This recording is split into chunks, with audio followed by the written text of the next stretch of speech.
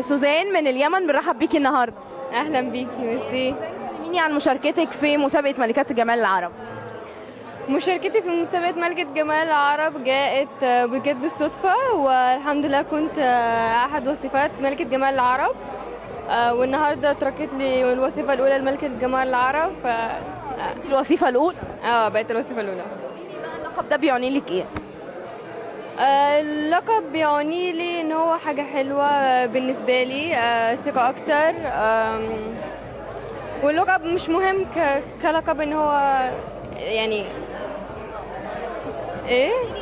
قولي نصيحه للبنات بقى، ازاي تحافظ على جمالها، ازاي تخلي الناس كلها تحبها، تقولي لهم ايه؟ تبقى على طبيعتها طبعا، تحافظ على نفسها، تشرب ميه كتير وتنام كويس. ازمه اليمن اللي بتمر بيها طبعا مأثره عليكي ان انت بتمثلي اليمن النهارده ولا تمام؟ اكيد طبعا، انا حزنانه حزن شديد، واتمنى كل خير لليمن، وان شاء الله تبقى افضل ان شاء الله. انت طبعا مبسوطه ان انت بتمثلي اليمن النهارده في مصر؟ اكيد طبعا، انا مبسوطه وبتشرف. اكيد.